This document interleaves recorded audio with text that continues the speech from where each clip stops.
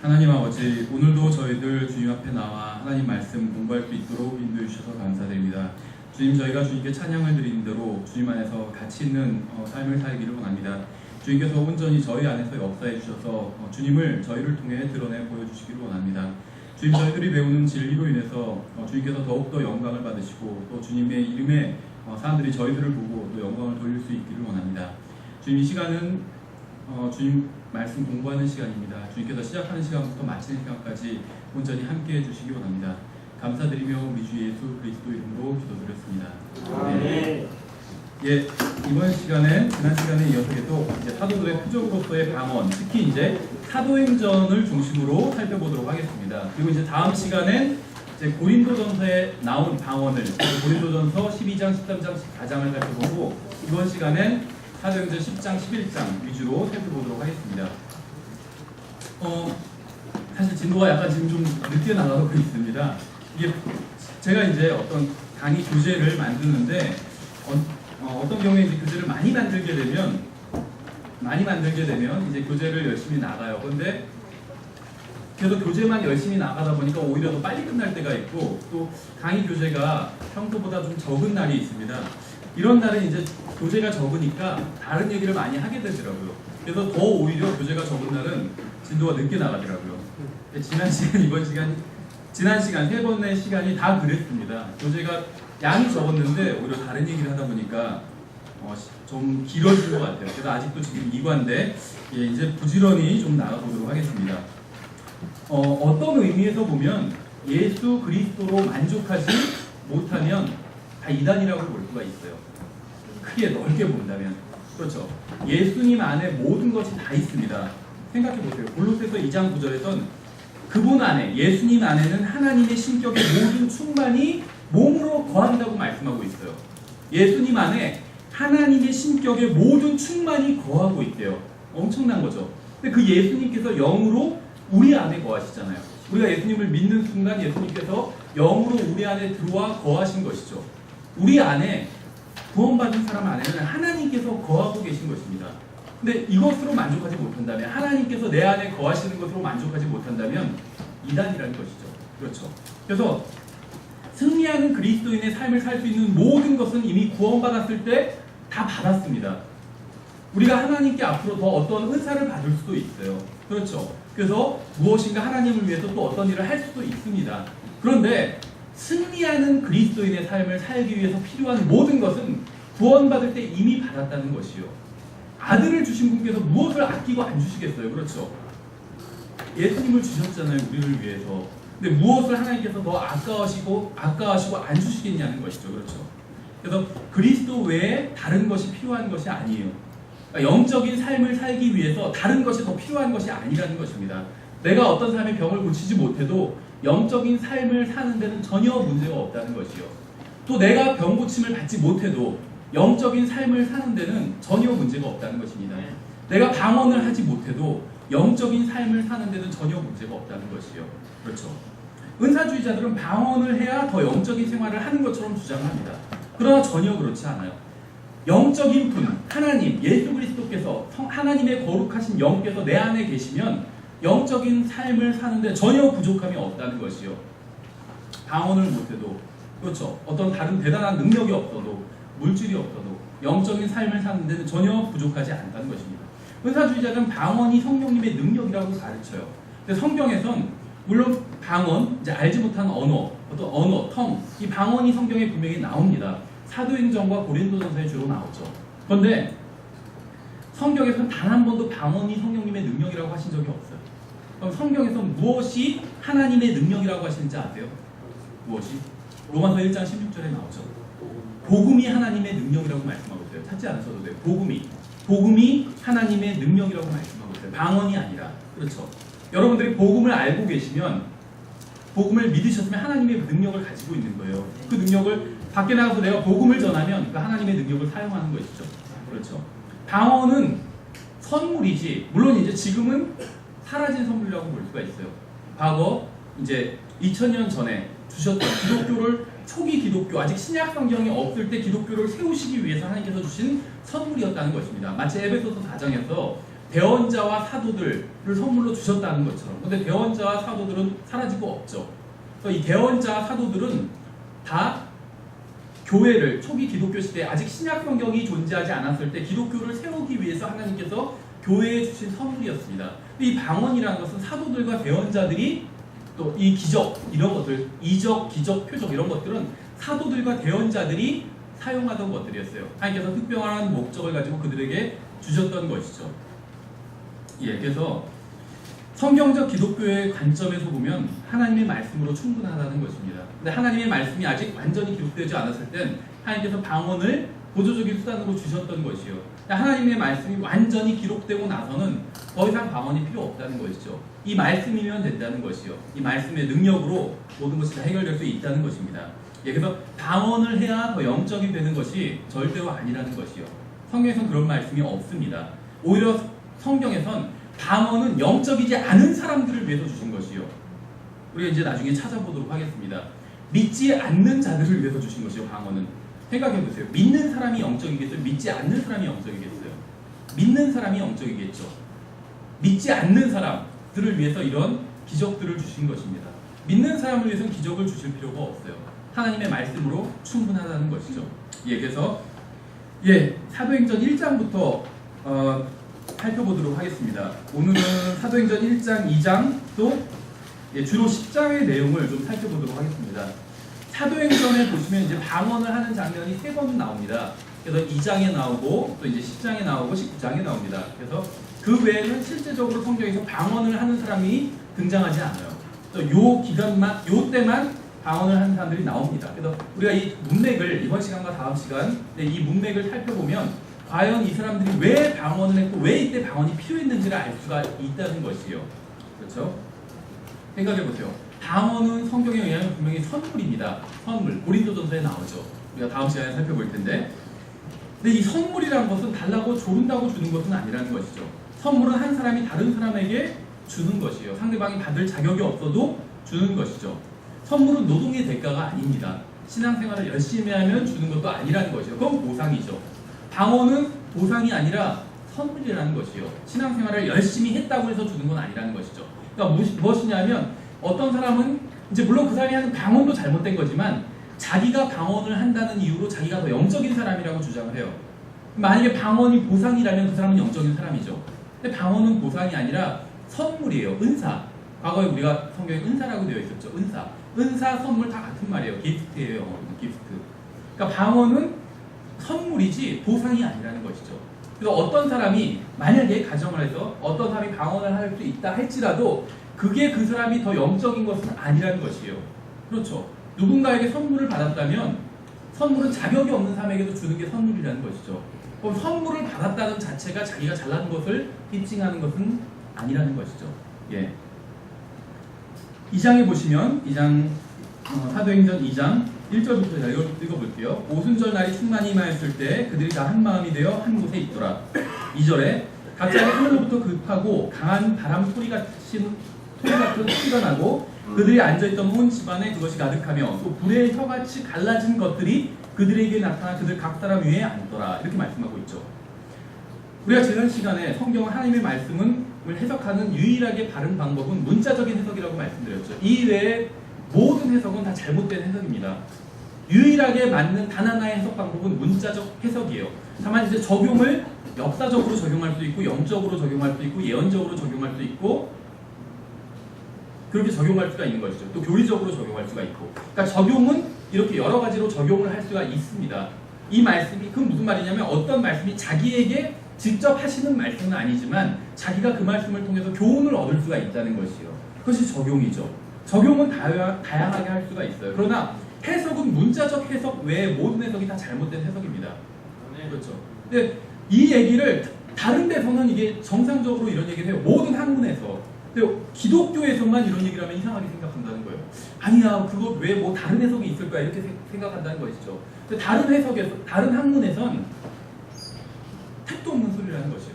문자적 해석 외에 다른 해석은. 예, 그래서 잘 보셔야 될 필요가 있어요. 여기서 사도행전 2장 2절부터 3절에서 지금 하시는 말씀 한번 잘 보세요.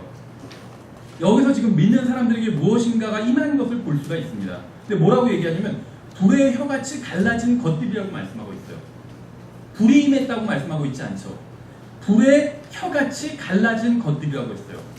불 같은 것이 임했다고 그랬지 불이 임했다고 말씀하고 있지 않아요. 지금 다락방에 화재가 나는 것이 아니에요. 불의 혀같이 갈라진 것이 임한 거지 불이 임했다는 말씀이 없어요. 그렇죠. 눈으로 근데 볼 수 있게 임한 것이요. 보면은 불 같은 것이 임했어요. 눈으로 봤을 때. 근데 불이 임한 것은 아니었었죠. 분위기가 뜨거웠다거나 더웠다는 표현도 아니에요. 어떤 사람은 이게 사도행전 2장 2절부터 3절을 보면서 마치 아마 뜨거웠다는 얘기일 거야 이렇게 생각하는 사람들이 있을지 모르겠어요. 근데 지금 그런 얘기가 아니에요. 중동은 원래 그런 뜨거운 나라예요. 덥고 그렇죠. 지금 더웠다는 얘기를 하고 있는 것이 아니에요. 또 불났다는 이야기를 하고 있는 것도 아닙니다. 불의 혀같이 갈라진 것들이 임했다고 말씀하고 있어요. 문자 그대로 본다면 그렇죠. 불의 혀같이 갈라진 것들이 실제로 보였다는 것입니다. 실제로 불의 혀가 있었다는 것이 아니라 불의 혀가 있지 않죠. 불의 혀 같은 것이 지금 보였다는 얘기를 하고 있지 불의 혀가 있다 이런 말을 하고 있지도 않아요. 또 불이 났다 이런 말을 하고 있지도 않다는 것이죠. 불이라는 표현이 나오기 때문에 우리는 실제로 그 다락방에서의 광경을 한번 상상해 볼 수가 있다는 것이요. 그러나 다락방에 불이 났다는 것은 아니라는 것이죠. 굉장히 중요합니다. 왜 그러냐면 이제 이것을 오해해서 사도행전 2장의 장면이 마태복음 3장 11절에서 말씀하시는 어떤 불침례의 성취라고 가르치는 자들이 있습니다. 그래서 성령님께서 오시면 성령으로 침례를 주시고 또 불침례를 주신다 이렇게 생각하는 사람들이 있어요. 그러니까 물침례를 주시고 불침례를 또 주신다 이렇게. 그건 아니라는 것이죠. 마태복음 3장 11절에서는 물침례라는 것이 있고 불침례라는 것이 있다 이런 얘기를 하고 있는 것입니다. 침례라는 것은 의미를 말씀드렸죠. 침례라는 말의 뜻이 무엇이냐면 잠김이라는 뜻이 있습니다. 잠김. 영어로는 베프티즘이라는 말이죠. 베프티즘은 immersion, 잠김이라는 의미가 있어요. 그래서 물에 잠기면 물침례입니다. 물을 뿌리는 건 잠기는 게 아니죠. 그건 물 뿌림이에요. 침례가 아니라. 물에 잠기면 물침례, 불에 잠기면 불침례, 성령님께 잠기면 성령 침례. 그러니까 성령 안으로 완전히 한 사람이 쏙 들어가면 그것이 성령 침례인 것이요. 물 안으로 완전히 쏙 들어가면 그것이 물침례고, 불 안으로 완전히 쏙 들어가면 그것이 불침례인 것이죠. 다 다른 것이요. 그렇죠. 예. 이 불침례는 메시아를 거부하는 자들이 불못에 던져져서 그곳에 완전히 잠기는 것을 의미하고 있는 것입니다. 물침례가 실제적인 침례인 것처럼 불침례도 실제적인 침례라는 것이죠. 성경에 나온 침례를 다 그리스도인이 받아야 되는 것은 아니에요. 물침례, 물론 이제 성령 침례를 받으면 그리스도인이 되죠. 그리고 나서 물침례를 받으면 그것으로 족합니다. 이외에 많이 침례가 있어요. 성경에서 불침례만 있는 것이 아니라 또 모세의 침례도 있잖아요. 그렇죠. 또 예수님께서 자기의 죽음을 또 침례라고 말씀하고 있죠. 그러니까는 이 침례가 하나만 있는 것이 아니고 또 침례라고 하면 모든 그리스도인이 그것을 꼭 다 받아야 되는 것도 아니라는 것입니다. 받아야 될 것이 있고 받지 말아야 될 것이 있고, 그렇죠. 천사라고 하면 항상 다 주님의 천사만 있는 것이 아니잖아요. 빛의 천사도 있죠. 근데 성경에서 이 빛의 천사가 마귀라고 말씀하고 있잖아요. 그렇죠. 여러 종류가 있다는 것입니다. 그렇죠. 믿음도 다 같은 믿음만 있는 거 아니잖아요. 헛된 믿음도 있어요. 그렇죠. 헛된 것을 믿으면, 또 잘못 믿으면 헛된 믿음이에요. 하나님의 말씀을 믿지 않는 모든 것들이 다 헛된 믿음인 것이죠. 그래서 성경에서 어떤 하나를 보면 그걸 다 동일하게 적용한다면 잘못된 이제 교리에 빠지게 된다는 것입니다. 4절에 보면 그들이 다 성령님으로 충만하여 성령께서 그들에게 말하게 하시는 대로 다른 언어들로 말하기 시작하더라 이렇게 말씀하고 있습니다. 그래서 성령으로 충만한 것과 다른 언어들로 말하는 것은 별개의 두 가지입니다. 다락방 안에 있던 사람들은 이것이 동시에 일어났지만 이것은 서로 분리할 수 있는 다른 일이라는 것을 알 수가 있어요. 왜 그러냐면 지금 여기서 성령님으로 충만해서 방언을 했지만 사도행전의 다른 문맥에서 성령님으로 충만해서 말씀을 증거했습니다. 오히려 성령님으로 충만하면 나오는 특징이 무엇이냐면 방언을 하는 것이 아니라 말씀을 증거하는 것이 훨씬 더 많이 나와요. 사도행전에서는. 어쨌든 간에 성령님으로 충만한 것과 방언을 하는 것과 또 말씀을 증거하는 것은 각각 개별적인 일이라는 것이죠. 5절에 독실한 자들 곧 유대인들이 하나의 모든 민족으로부터 나와 예루살렘에 거하고 있었는데 이렇게 말씀하고 있죠. 하나님께서는 자신의 지혜로 이스라엘의 모든 남자들이 다윗의 보좌가 있는 예루살렘으로 모이는 날을 선택하셔서 사도들이 하나님의 새로운 계획을 정할 수 있도록 하셨습니다. 그렇죠. 예수님께서는 복음을 온 세상에 전하라고 하셨어요. 그런데 사도들이 어떻게 온 세상에 전할 수가 있을까요? 생각해 보세요. 온 세상에 전하셔야지 끝이 오신다고 하셨어요. 예수님께서.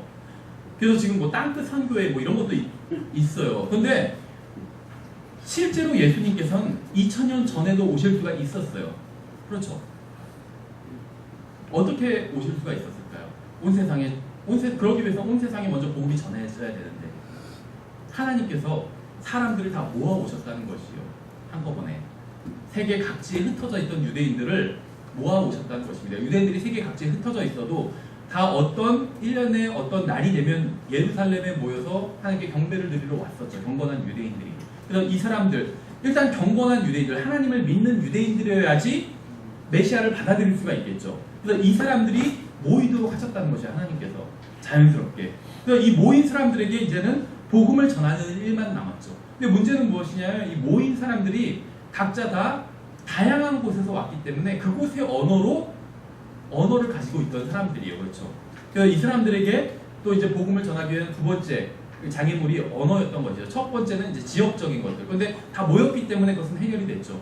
두 번째는 언어적인 것이었습니다. 그래서 그것을 해결하시기 위해서 방언의 은사를 주신 것이죠. 그래서 6절에 이제 이 일이 널리 퍼지매 그 무리가 함께 와서 그들이 자기 자신들의 말로 말하는 것을 각 사람이 들었으므로 당황해 하더라. 이렇게 얘기하고 있죠. 우리 지금은 뭐 흔한 일인데 예전에는 뭐 TV에 나온 어떤 서양 사람이 미국 사람이 한국말을 유창하게 하면 그것도 막 사투리로 해요. 뭐 로버트 할리 같은 분 그렇죠. 사투리로 하잖아요. 그렇죠. 예전에 그 이다도씨인가 그분이랑 서로 논쟁을 하는데 이다도씨 그분은 그 개를 먹으면 안 된다. 한국 사람은 개를 먹는다고 해서 막 비판을 하더라고요. 그러니까 로버트 할리가 지적한 게 뭐냐면 달팽이를 먹는다는 거예요. 프랑스 사람들은. 그러니까 이다도 씨가 그렇게 얘기를 하더라고요. 개는 우리의 친구다. 그러니까 로버트 할리가 달팽이도 우리의 친구지. 그렇게 얘기합니다. 먹으면 안 된다는 거예요. 그러니까 그 외국 사람이 한국말을 구수하게 하니까 처음에 깜짝 놀랐었죠. 지금 이제 그런 사람들이 많이 있지만 그래도 마찬가지였어. 사도행전 2장 6절에 모인 사람들도 자기들이 있는 그 고장 특유의 구수한 얘기로 막 사도들이 복음을 전하니까 깜짝 놀란 것이죠. 예. 그래서 이 각 지역에서부터 모인 유대인들은 오늘날 은사주의자들이 하는 방언처럼 알아들 수 없는 제잘거림을 듣고 놀란 것이 아니에요. 이상한 말, 랄라뚜뚜뚜 이런 말을 듣고 놀란 것이 아니에요. 자기 지역에서 있는 그 언어를 사용했기 때문에 깜짝 놀란 것이죠. 전혀 엉뚱한 사람이 그 언어를 하고 있으니까. 그들은 사도들이 자신들의 언어로 말하는 것을 듣고 놀랐습니다. 사도들이 한 방언은 말하는 자신들, 그러니까 사도들이 한 방언은 알려지지 않은 방언이었어요. 알지 못하는 언어. 근데 그건 사도들 자신에게 알려지지 않은 언어였습니다. 그러나 그것을 듣는 청중들에게는 알려진 언어였어요. 그렇죠. 7절에 그들이 모두 놀라고 이상히 여기며 서로 이르되 보라 말하는 이 사람들은 다 갈릴리 사람들이 아니야. 그런데 어떻게 우리 각 사람이 우리가 태어난 곳에 우리 언어로 듣느냐. 그렇죠. 자기들이 태어난 곳에 모국어로 듣게 된 것이요. 태어난 곳의 언어. 오순절 때 믿은 사람들이 받은 이 방언은 지구상에서 사용하지 않는 어떤 제잘거림과 같은 언어가 절대로 아니라는 것이죠. 그렇죠. 실제로 존재하는 언어였다는 것입니다. 그렇죠. 9절에 우리는 바데 사람과 메데 사람과 엘람 사람이며 또 메소포타미아와 유대와 갑바도기아와 본도와 아시아와 부르기와 밤밀리아와 이집트와 구레네 부근의 리비아 여러 지방에 거하는 사람이고 또 로마에서 온 나그네 곧 유대인과 유대교로 개종한 크레테 사람과 아라비아 사람이라 그들이 우리 언어들로 하나님의 놀라운 일들을 말하면 우리가 듣는구나 하고 각자 그 언어로 복음을 전했던 것이죠. 그러므로 성경에 의하면 사도들이 한 방언은 아무도 알 수 없는 제잘거림이 아니라는 사실을 알 수 있습니다. 아무도 알아듣지 못하는 방언은 성령님의 역사와는 아무런 상관이 없어요. 성경은 3번에 걸쳐서 사도들이 한 방언이 알아듣는 사람이 있는 분명한 언어라고 말씀하고 있습니다. 방언을 하는 장면에서 다 알아듣는 사람이 등장했다는 것이요. 그러니까 실제로 방언을 이제 하는 장면이 나오면 항상 알아듣는 사람이 있었다는 것입니다. 그래서 깜짝 놀란 것이요. 그렇죠. 사도행전 2장의 분위기를 정리하면 이렇습니다. 12명의 유대인 사도들이 유대인들의 절기에 유대인 청중들에게 유대인들이 십자가에 못 박은 유대인으로 오신 메시아께서 죽으셨다가 부활하신 사실을 선포했어요. 예수 그리스도께서 행하신 것과 같은 기적과 이적과 표적을 행하고 있는 사도들에게 유대인들이 주목할 수 있도록 하나님께서는 은사를 주신 것이죠. 이것이 바로 오순절의 메시지입니다. 사도들은 누구도 방언에 대해서 말하지 않았고 방언을 받아야 한다고 권면하지도 않았어요. 은사주의 집회에 가면 항상 방언을 받아야 된다고 권면하죠. 사도들은 여기서 예수 그리스도를 전했어요. 방언을 가지고, 방언은 도구에 불과하죠. 도구를 가지고 예수 그리스도를 전한 것입니다. 사도들이 방언을 받아야 된다고 막 강조하거나 사람들 앞에 놓고 막 안수를 한다거나 방언을 받도록 이러지 않았다는 것이에요. 저도 과거에 그런 안수 받아본 적이 있어요. 방언을 받도록 안수를 엄청 오랫동안 받았는데도 여러 번에 걸쳐서 결국 실패했어요. 안 되더라고요. 자기를 수동적으로 내주고 막 해야 되는데 그게 안 되더라고요. 저는 어떻게 수동적으로 내주고 그게 안 되더라고요. 어쨌든지 간에 사도행전에 보면 아무도 방언을 받도록 그렇게 기도하지는 않았다는 거예요. 그렇죠. 사도들은 오직 예수 그리스도를 통한 하나님의 놀라운 사역에 대해서 말하고 예수 그리스도를 받아들여야 한다고 전했다는 것이죠. 그렇죠. 그리스도인이 전해야 될 메시지는 방언이 아니에요. 성령님도 아닙니다. 예수 그리스도입니다. 예수 그리스도. 예수 그리스도께서 너희가 나의 증인이 되리라고 말씀하셨잖아요. 그렇죠. 성령님의 증인도 아니고 여호와의 증인도 아니에요. 예수 그리스도의 증인이 되어야 된다는 것이죠. 그리스도인은. 그렇죠. 말라기 이후에 기록된 신약 성경에 계시도 없이 누구든지 예수 그리스도를 믿는 자들은 개인적으로 구원을 얻게 된다는 교리도 모른 채 베드로는 사도행전 2장의 메시지를 전했던 것입니다. 그렇죠. 아직 사도 바울에게 주셨던 것과 같은 에베소서의 이런 계시를 베드로는 받지는 못했어요. 그렇죠. 그러나 자신이 알고 있는 이제 사실들을 전했던 것이죠. 베드로가 전한 메시지는 침례인 요한이 전한 메시지와 매우 유사함을 볼 수가 있습니다. 사도행전 2장을 보면 사도행전 2장의 베드로와 복음서의 침례인 요한은 모두 과도기적인 시기에 사역했기 때문에 그렇다는 걸 알 수 있죠. 정리해서 결론을 내리면 오순절에 믿는 자들이 받았던 성령의 은사인 방언은 말하는 자들 자신들에게는 알려지지 않았지만 그 말을 듣는 청중들에게는 알려진 언어였어요. 그렇죠. 아무도 모르는 그런 제잘거림이 아니었다는 거예요. 청중들은 분명히 알아들었습니다. 그래서 깜짝 놀랐죠. 하나님을 높이는 내용이란 걸 알아들었다는 것이에요. 그렇죠. 이것은 모든 믿는 자들이 받은 것이 아니고 믿는 자들 중에는 믿는 순간 이러한 은사를 받지 못한 경우도 있었어요. 이디오피아 내시 경우도 방언을 하지 않았죠. 그렇죠. 그러니까 믿는 모든 사람이 방언을 받아야 되는 것이 절대 아니라는 것입니다. 말씀을 전하는 은사를 받은 사람이 있는 것처럼 성경에 고린도전서에 많은 은사들이 나오잖아요. 그렇죠. 방언도 그런 은사 중에 하나라는 것입니다. 그렇죠.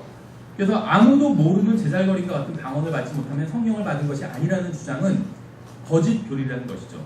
사도행전 2장에 나온 방언은 누군가 방언을 하는 예로는 성경에 기록된 첫 번째인 경우예요. 실제로 물론 이제 마가복음 16장에도 나오지만 실제로 누군가가 방언을 한 가장 첫 번째 예는 사도행전 2장이라는 것이죠. 그렇죠. 마가복음 16장에서 주님께서 말씀하신 것처럼 방언은 유대인들이 자신들의 말을 청중에게 입증하는 표적으로서의 은사인 것입니다. 청중은 이러한 표적으로 해서 말하는 사람이 하나님의 말씀을 증거하고 있다는 사실을 알 수 있다는 것이죠.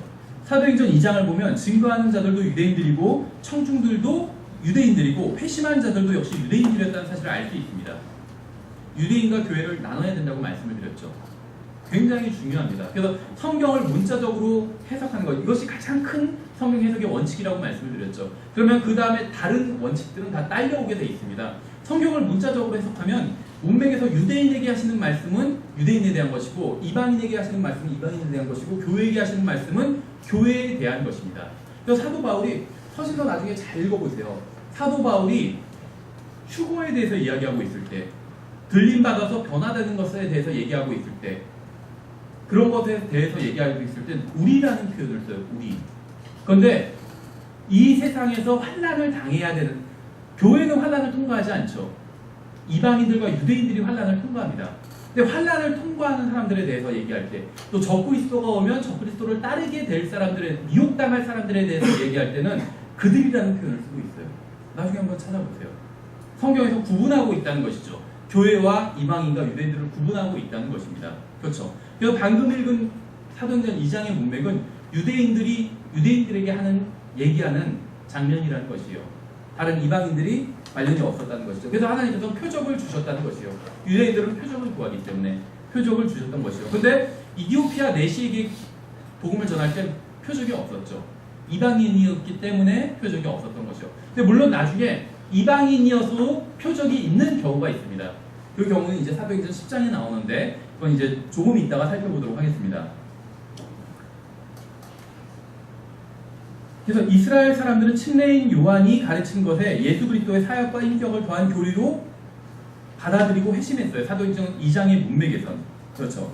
이러한 복합적인 메시지는 과도기적인 상황이었기 때문에 있었다는 것이죠. 이 메시지가 참되다는 사실을 입증한 것이 바로 표적과 이적이었습니다. 로마서 9장부터 11장에 설명되어 있는 이스라엘로부터 이방인들에게로 복음의 초점이 바뀌는 것은 스데반을 기준으로 합니다. 사도행전 8장부터 믿는 모든 이방인들이 이사야 53장에 근거한 주님의 대속에 관한 말씀을 듣고 오직 은혜와 믿음으로 구원을 받게 됩니다. 이디오피아 내시는 아무런 행위도 없이 오직 말씀을 듣고 믿음만으로 구원을 받았어요. 그는 믿고 구원받았고 성령님을 받았지만 방언의 은사를 받지는 않았습니다. 사도행전 9장에서 사울도 부활한 예수님을 살아있는 주님으로 부름으로 구원을 받았어요. 그렇죠. 그는 믿고 나서 성령님을 받았지만 즉시 방언의 은사를 받은 것은 아니었어요. 근데 나중에는 자기가 더 많은 방언의 은사, 다른 언어들을 할 수 있다고 얘기를 했죠. 그러니까 은사를 받은 것은 사실이지만 성령님을 받는 순간 갑자기 방언이 터졌다. 사도행전 9장에서 사도 바울이 성령님을 받는 순간 방언이 터졌다. 이런 기록은 성경에 없다는 것이죠. 그렇죠? 사도행전 10장을 보시면 사도행전 10장을 펴서 한번 이제 사도행전 10장에서 이제 성경에서 방언 받는 사람이 나오는 두 번째 장면이 나옵니다. 우리가 사도행전 10장. 근데 이제 사도행전 2장에선 유대인이 유대인에게 복음을 전할 때 유대인들 이 표적은 유대인들과 관련이 있는데 방언은 표적이기 때문에 방언이 등장한 것을 볼 수가 있어요. 사도행전 2장에서. 또 19장도 비슷한 상황입니다. 그런데 사도행전 10장에선 유대인이 이방인에게 복음을 전하는 장면입니다. 근데 사도행전 8장에서 유대인이 이디오피아 내시에게 복음을 전할 땐 방언이 등장하지 않았죠. 근데 사도행전 10장에선 등장하게 됩니다. 그래서 이제 왜 그런지에 대해서 좀 살펴보도록 하겠습니다. 사도행전 10장을 펴보시면 1절을 보시면 가이사랴에 있는 고넬류라 하는 어떤 사람이 있었는데 그는 이탈리아 부대라 하는 부대의 백부장이었더라. 10장을 그냥 우리가 쭉 읽으면서 이제 코멘트를 해가면서 읽어보도록 하겠습니다. 그는 독실한 사람이요 자기의 온 집과 함께 하나님을 두려워하는 사람으로 백성에게 구제물을 많이 주고 항상 하나님께 기도하더라 이렇게 말씀하고 있죠. 어떠세요? 이 사도행전 10장 1절부터 2절을 읽으면 이걸 읽으면 아마 오늘날 기독교인들이 보면 이 사람 구원받은 사람이다 이렇게 생각할 거예요. 그렇죠? 엄청나잖아요. 그렇죠? 항상 기도하고 독실한 사람이었고 사람들을 구제하고 하나님을 두려워하고 어떻게 보면 오늘날 그리스도인보다 훨씬 나은 사람이에요. 그렇죠? 안 믿는 사람 말할 것도 없고 그리스도인 중에서도 하나님 두려워하지 않는 사람 많아요. 그렇죠?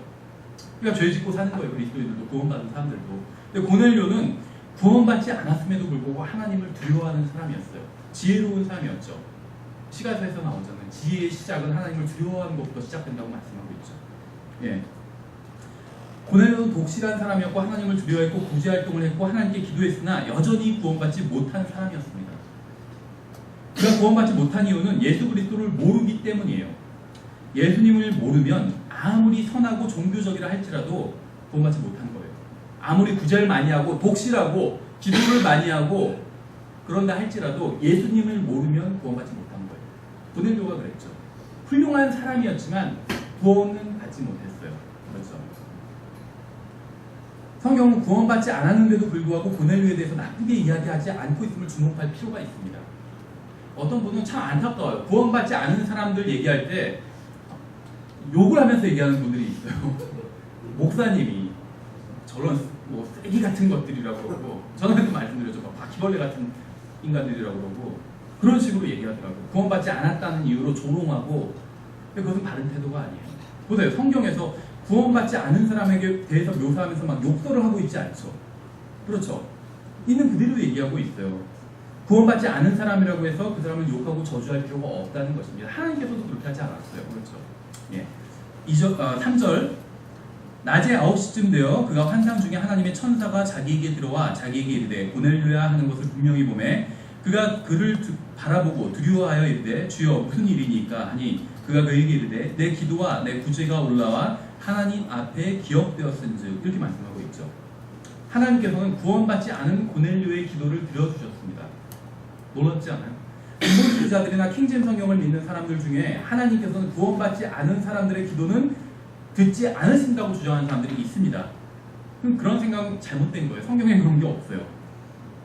또 어떤 사람들은 하나님께서 구원받지 않은 사람의 기도를 들으시는 경우는 오직 구원을 구하는 기도, 구원받게 해달라고 간구하는 기도만 들으신다 이렇게 주장하기도 하는데 그것도 사실이 아니에요. 지금 보내려고 항상 기도했는데 그럼 보내려고 항상 구원해 주십시오 이 기도만 했을까요? 아니죠. 근데 하나님께서 분명히 구제와 기도를 들으셨다고 말씀하고 있잖아요. 그렇죠. 하나님께서는 구원받지 않은 사람들의 기도에도 귀를 기울여 들으십니다. 구원을 간구하는 기도가 아니라 할지라도 귀를 기울여 들으세요. 하나님께서는. 그렇죠. 구원받지 않은 어린아이가 하는 기도 하나님께서 다 들으세요. 본문을 보면 하나님께서는 구원받지 못한 이방인의 기도를 들으시고 선교사를 보내주셨어요. 그렇죠. 그리스도인이 특정한 지역에 가서 복음을 전하고자 하는 마음이 강하게 들 경우가 있습니다. 왜 그런지 아세요? 구원받지 못한 사람이 기도했기 때문일 수 있다는 것이죠. 세계 곳곳에 선교사들이 가요. 근데 선교사들이 한 번 갔던 지역에 다시 안 가고 그러지 않아요. 겹치는 지역도 있어요. 그렇죠. 예전에 갔었지만 또다시 선교사들이 가는 경우도 있습니다. 왜 그럴까요? 요한복음 1장에 의하면 하나님께서는 모든 사람들에게 비춰주시는 빛이 있습니다. 근데 이 빛을 받아들이면 하나님께서는 더 큰 빛을 비춰주세요. 그렇죠. 하나님께서 비춰주신 빛이 있어요. 각 사람에게 양심에게 비춰주신 빛이 있습니다. 근데 이 빛을 받아들이면 하나님께서는 더 큰 빛을 비춰주신다는 것이요. 하나님께서 이건 이제 추측입니다. 어떤 지역에 선교사를 보내주시느냐 하면 하나님의 빛을 받아들이는 사람들이 있는 곳에 선교사를 보내주신다는 것이에요. 그렇죠. 그 예가 바로 고넬료와 이디오피아 넷입니다. 하나님께서 왜 이디오피아 넷에게 선교사를 보내주셨죠? 이디오피아 넷은 하나님께서 자기에게 보여주신 빛을 받아들였죠.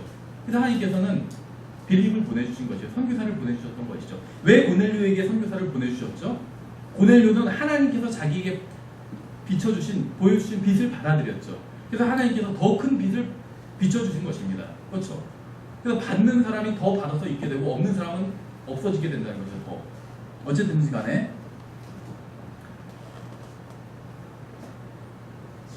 만일 하나님께서 구원받지 않은 사람의 기도는 오직 구원해 달라는 요청만 들으신다면 왜 심판말에 어떤 빈말이라도 다 주님 앞에서 설명해야 한다고 말씀하시고 계시겠어요?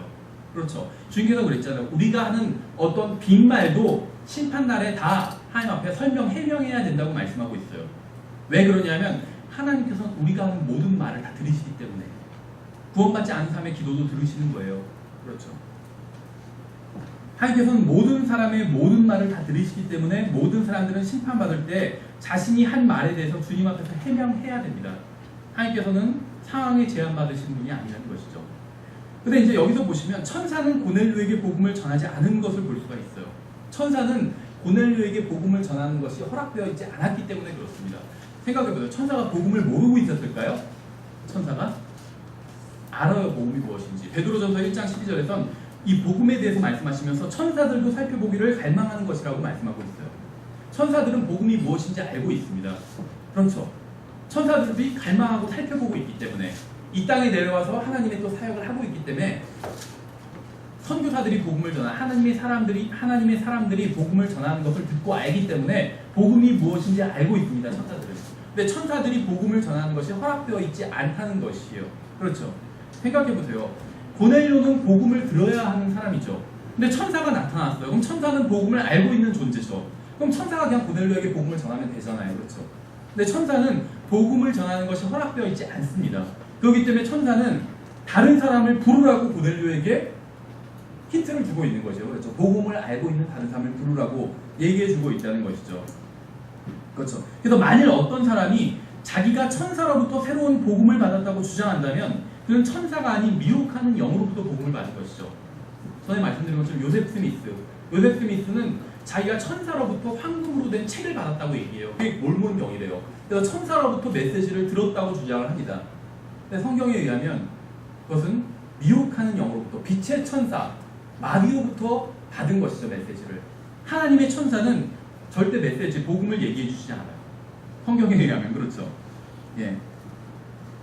5절에 지금 사람들을 똑바로 보내어 베드로라 하는 시몬을 부르라. 천사는 복음을 전하지 않고 대신 복음을 알고 있는 사람을 부르라고 얘기를 해준 것이죠. 그가 시몬이라 하는 무두장이와 함께 묵고 있는데 그의 집은 바닷가에 있느니라. 내가 마땅히 해야 할 일을 그가 내게 말하여 주리라 하더라. 그렇게 말씀하고 있죠. 베드로는 자신이 율법을 어길 수 없다고 주장하고 있습니다. 나중에 보면. 그런데 생각해보세요. 무두장이 죽은 동물의 가죽을 만지는 사람이 무두장이에요. 근데 무두장이와 함께 있었어요. 율법에 의하면 죽은 동물은 부정한 것이죠. 그러니까 베드로는 자기가 나중에 하나님 앞에서는 막 율법을 어길 수 없다고 주장하지만 실제로는 율법을 어기고 있다는 것이요. 그렇죠? 7절에 고넬료에게 말하던 천사가 떠나매 그가 자기 집안의 종들 중에 둘과 또 계속해서 자기를 섬기던 자들 중에 독실한 군사 하나를 불러 이 모든 것을 그들에게 밝히 알리고 그들을 욥바로 보내니라. 이튿날 그들이 계속 길을 가다가 그 도시에 가까이 갔을 때 베드로는 기도하려고 6시쯤에 지붕에 올라가니라. 그가 매우 시장하여 먹고자 하였으나 그들이 준비할 때 무의식 상태에 빠져 이렇게 말씀하고 있죠. 베드로가 굉장히 육신적인 모습을 보일 때가 많이 있습니다. 그렇죠? 육신이 앞서서 어떤 행동들을 할 때가 있어요. 그렇죠? 그런데 그럼에도 불구하고 굉장히 영적인 사람인 것 같아요. 베드로는. 보세요. 10절에 보면 그가 매우 시장하여 배가 굉장히 고팠대요. 배고프면 뭐 하세요? 저는 먹을 생각만 해요. 아, 무엇을 먹을까? 이런 생각을 합니다. 베드로는 근데 배가 고플 때 기도를 했어요. 대단하죠. 우리가 베드로가 육신적이라고 하지만 베드로가 보면 웃을 거예요. 훨씬 영적이에요. 이걸 보니까. 그렇죠. 배가 고파도 기도하는 베드로의 모습. 저한테 굉장히 도전이 됐습니다. 11절에 하늘이 열리며 마치 내 귀퉁이를 낸 큰 보자기 같은 어떤 그릇 하나가 자기에게 내려오는 오되 땅으로 내려오는 것을 보았더라. 그렇죠. 어떤 보자기 하나가 내려오고 있어요. 그 안에는 땅에 있는 온갖 종류의 네 발 가진 짐승들과 들짐승들과 기는 것들과 공중의 날짐승들이 있더라. 또 한 음성이 그에게 나서 베드로야 일어나 잡아먹으라 하거늘 이렇게 말씀하셨죠. 어떠세요? 저는 베드로랑 달랐을 것 같아요. 베드로는 여기서 거절하죠. 이거 먹을 수 없다고. 저 같으면 감사합니다 하고 먹었을 것 같아요. 생각해보세요. 지금 이 12절에 묘사하는 걸 보세요. 그 안에는 땅에 있는 온갖 종류의 네 발 가진 짐승들과 들짐승들과 기는 것들과 공중의 날짐승들. 군침이 돌지 않으세요? 랍스터, 뭐 베이컨 이런 거 있었을 것 같아요. 잔뜩. 그렇죠. 뷔페예요. 오늘날로 치면 뷔페.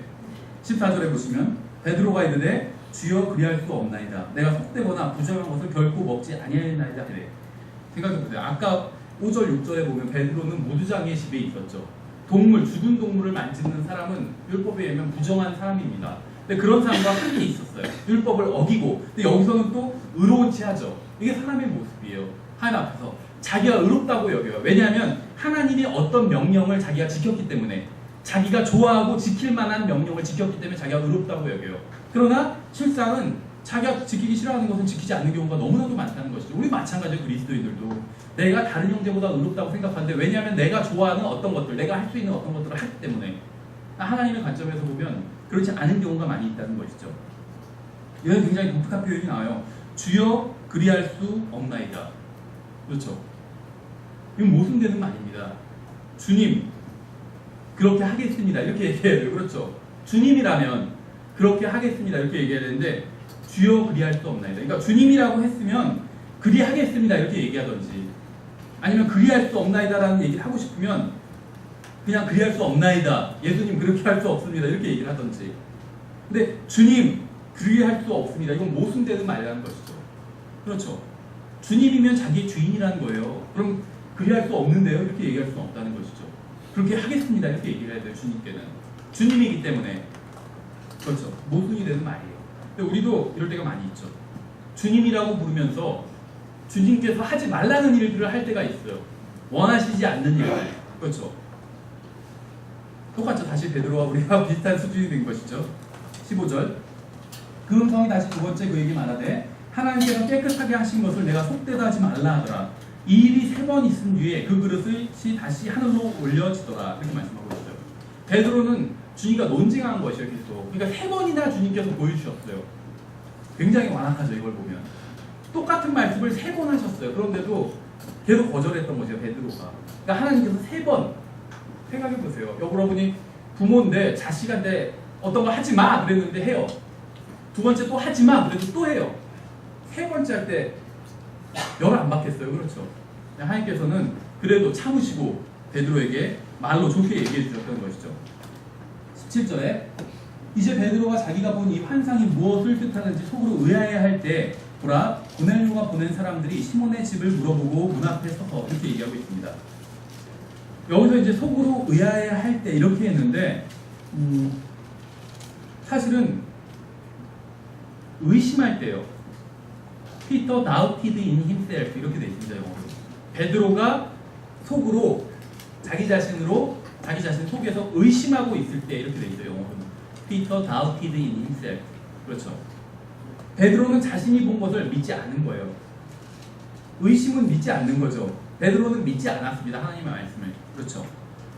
자신이 들은 것, 하나님의 말씀을 들었죠. 그래서 보았고 들었어요. 베드로는. 근데 그것도 믿지 않았습니다. 하나님께서 행하시는 일을 믿지 않은 것이요. 18절에 보시면 불러 베드로라는 시몬이 거기 묵고 있는지 묻더라. 베드로가 그 환상에 대하여 생각할 때 성령께서 그에게 이르시되 보라 세 사람이 너를 찾으니 그러므로 너는 일어나 내려가서 아무것도 의심하지 말고. 베드로가 의심하고 있었던 걸 알았던 것이죠. 성령님께서는. 그러니까 17절에서 베드로가 속으로 의심할 때 이렇게 했으면 더 좋았을 것 같아요. 왜냐하면 여기서 Peter doubted in himself 이렇게 하고 있고 이 20절에서는 Go with him doubting nothing 이렇게 말씀하고 있어요. 의심하지 말고 아무것도 의심하지 말고 가라 이렇게 말씀하고 있죠. 그러니까 베드로가 속으로 했던 것, 의심한 것을 정확히 성령님께서 아시고 의심하지 말라고 말씀하신 것이죠. 그렇죠. 그러니까 단순하게 그냥 그 17절에서 단순하게 의아해한 것이 아니라는 거죠. 의심했다는 것이 하나님의 말씀을. 그렇죠. 예, 그래서 20절에 그러므로 너는 일어나서 아무것도 의심하지 말고 그들과 함께 가라. 내가 그들을 보내었느니라 하시니라. 이제 성령님께서 내가 보낸 사람이니까 함께 가라 이렇게 말씀하고 있죠. 21절에 이제 베드로가 고넬료가 자기에게 보낸 사람들에게 내려가 이르되 보라 내가 곧 너희가 찾는 사람인데 너희가 무슨 까닭으로 왔느냐 하니 그들이 이르되 백부장 고넬료는 의로운 사람이요 하나님을 두려워하는 사람으로 유대인들의 온 민족 가운데서 좋은 평판을 얻고 있는데 그가 하나님께로부터 거룩한 천사편의 경고를 받고 사람을 보내 당신을 자기 집으로 초청하여 당신의 말씀을 들으려 하나이다 하네. 이렇게 돼 있죠. 여기를 보면은 지금 고넬료의 부하들이죠. 종들이 고넬료에 대한 이야기를 하고 있습니다. 굉장히 놀라워요. 자, 그래서 어떤 의미에서 보면 고넬료가 구원받지 못했다는 것을 빼고는 오늘날 그리스도인보다 훨씬 더 나은 모습을 보여주고 있어요. 보세요.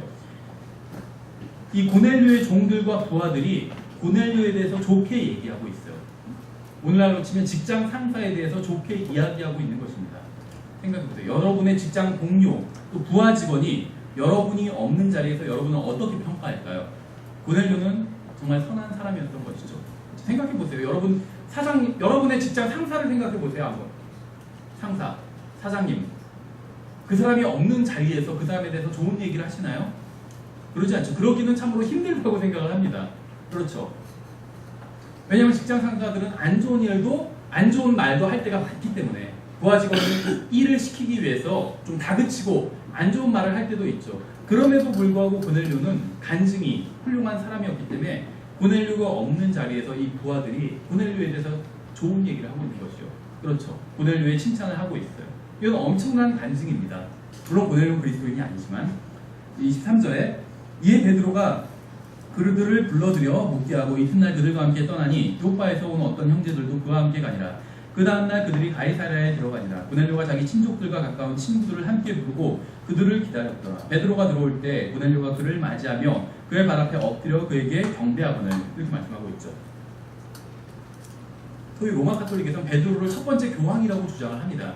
그건 성경적이지 않죠. 교황들은 결혼하지 않지만 베드로는 결혼해서 아내가 있었죠. 성경에 의하면. 또 다른 점이 있어요. 베드로와 교황의 다른 점은 굉장히 많습니다. 교황은 돈이 굉장히 많아요. 생각해보세요. 은과 금이 굉장히 많아요. 근데 베드로는 은과 금은 나에게 없으나 이렇게 얘기했잖아요. 반대죠. 또 교황은 누가 엎드려서 절을 하면 그 절을 받아요. 나중에 모르겠어요. 교황 우리나라에 방문하면 한번 엎드려 절에 받지 그 절을. 베드로는 거기서 막았죠. 여기서 보면 경배하는데 그걸 막고 있는 것이죠. 그렇죠. 근데 잘 보세요. 지금 이 사람들, 이 고넬료도 이탈리아 사람이었습니다. 그리고 고넬료의 종들도 이탈리아 사람이었어요. 로마 교황청이 이탈리아에 있죠. 이탈리아 바티칸에 있어요. 그렇죠. 그러니까 이탈리아 사람들은 좀 종교심이 있는 것 같아요. 그러니까 천사가 사도행전 10장에서 보면 천사가 나타났어요. 그냥 천사라고 했는데 이 이탈리아 사람들은 천사에 대해서 묘사할 때 거룩한 천사가 나타났다 이렇게 묘사하는 걸 볼 수가 있어요. 그렇죠. 그래서 처음에 천사가 나타난 장면을 보면 그냥 천사가 나타났다고 성경은 말하고 있어요. 근데 이탈리아 사람들은 그 천사를 묘사할 때 항상 거룩한 천사, 뭔가 더 종교적인 게 더해지고 있습니다. 그렇죠.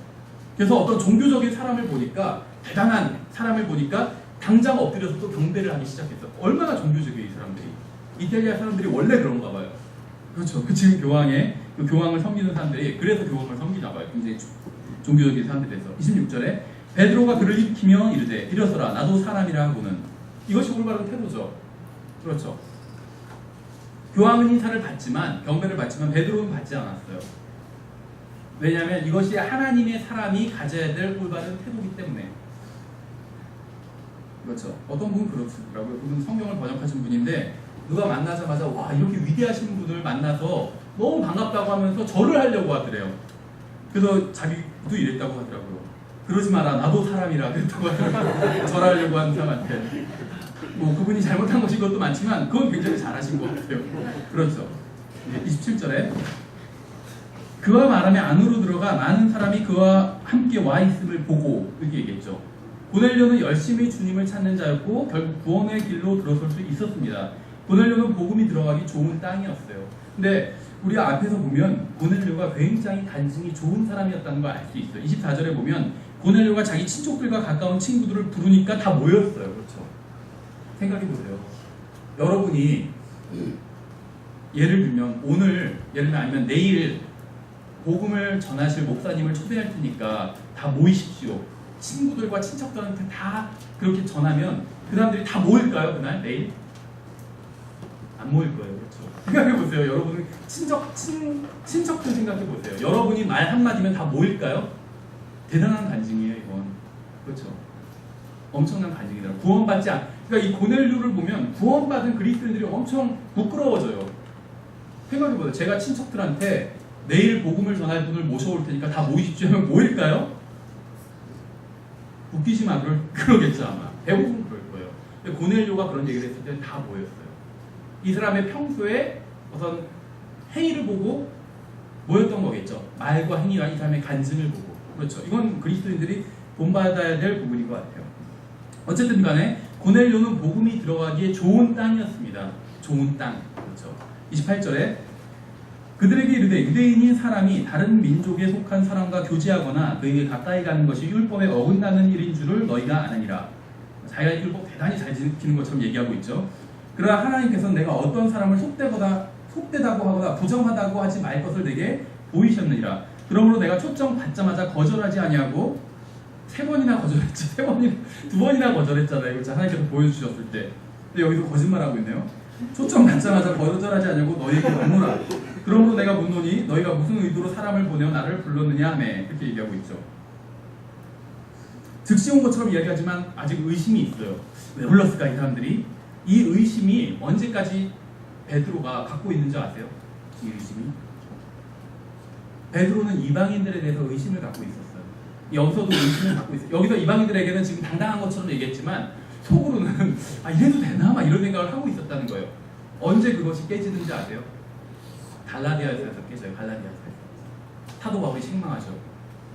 그렇죠. 그래서 사도 바울의 책망을 듣고 확 깨져버리게 돼요. 그렇죠. 예, 그래서 갈라디아서에서 바울에게 책망을 들을 때 이 의심이 완전히 깨져버리게 됩니다. 어쨌든지 간에 30절에 고넬료가 이르되 내가 나흘 전에 이 시간까지 금식하고 9시에 내 집에서 기도하고 있었는데 보라, 한 남자가 빛나는 옷을 입고 내 앞에 서서, 이렇게 얘기하고 있죠. 그러니까 성경에 의하면 천사는 남자예요. 어린 아기가 아니에요. 그렇죠. 날개가 달린 것도 아니에요. 물론 날개가 달렸는지 안 달렸는지 알 수는 없죠. 뭐 천사를 날개 달린 모습으로 그린다고 해서 뭐 그거 잘못됐다 이런 얘기를 지금 하는 것은 아닙니다. 근데 여기서는 분명히 한 남자라고 얘기하고 있어요. 사람들이 보기에는 남자로 보인다는 것입니다. 일반적인 젊은 남자로 보여요, 천사들은. 그렇죠. 어린 아기나 아니면 여자나 그런 것이 아니라는 것이에요, 성경에 의하면.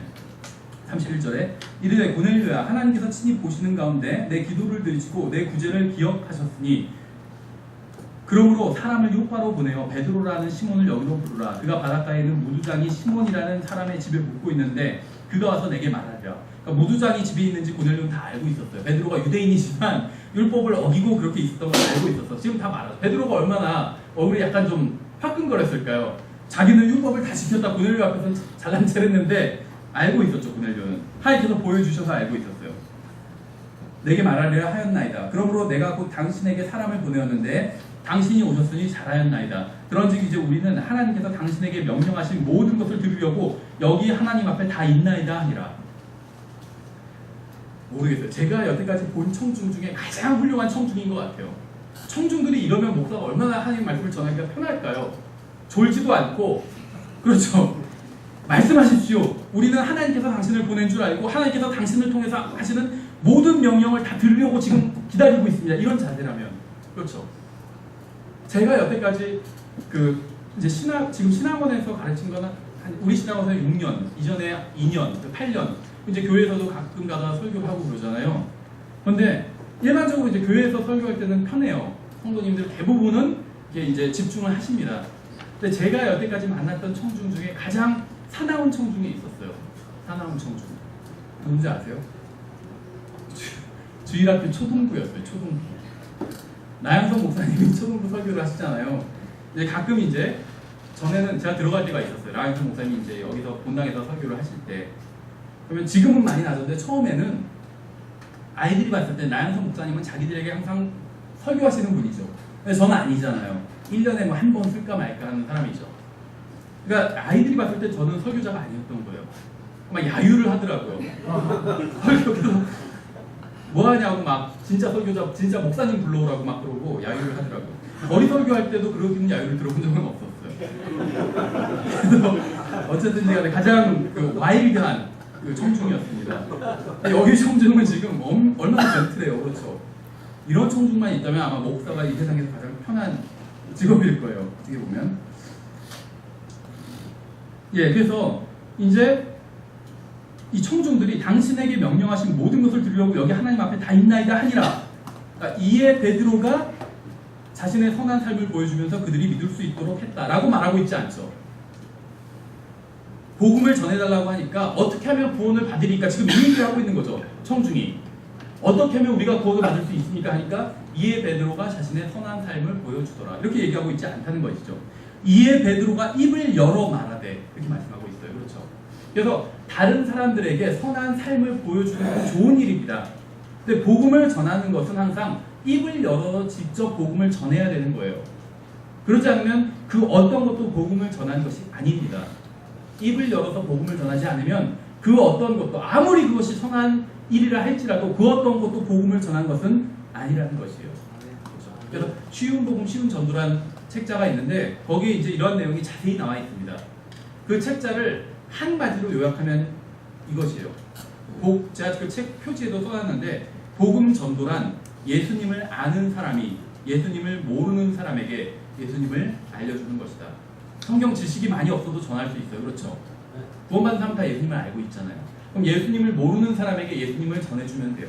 그것이 복음 전도라는 것이죠. 성경에서 말씀하고 있고 34절에 이에 베드로가 입을 열어 말하되 내가 진실로 하나님은 사람들의 외모를 중시하지 아니하시고 이렇게 말씀하고 있죠. 그래서 이제 입을 열어서 말하는 것이 바로 복음을 전하는 것이죠. 여기까지 보면 베드로는 아직 이방인과 관련한 복음의 의미를 깨닫지 못한 것이 분명합니다. 35절에 보시면 모든 민족 중에서 자신을 두려워하며 의를 행하는 사람을 받아주시는 줄을 깨달았도다. 지금 깨달은 거죠. 하나님께서 이스라엘 자손에게 보내신 말씀은 곧 예수 그리스도로 말미암아 화평을 선포한 것인데 그분은 모든 사람의 주시니라. 내가 말하노니 그 말씀 곧 요한이 침례를 선포한 뒤에 갈릴리에서 시작하여 온 유대에 두루 전파된 말씀을 너희가 알거니와 좀 더 읽어보면 하나님께서 나사렛 예수님께 성령님과 권능으로 기름을 부으심에 그분께서 두루 다르니시며 선을 행하시고 마귀에게 억눌린 모든 사람을 고치셨으니 이는 하나님께서 그분과 함께 하셨기 때문이라. 우리는 그분께서 유대인들의 땅과 예루살렘에 행하신 모든 일의 증인이라. 그들이 그분을 나무에 매달아 죽였으나 하나님께서 그분을 셋째 날에 일으키시고 그분을 공개적으로 보여주시되 지금 이제 보면 사도행전 2장에서 베드로가 전한 메시지랑 조금은 달라지는 것을 볼 수가 있죠. 앞에서는 좀 비슷한 메시지를 전하다가 이제는 복음과 관련된 메시지를 이제 전하기 시작하는 것을 볼 수가 있습니다. 그렇죠.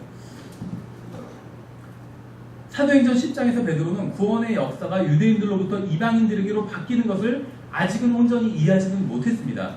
그는 이러한 과도기적 상황에 대해서도 이해하지 못했어요. 그래서 하나님께서는 환상을 통해서 베드로에게 가르쳐 주신 것이죠.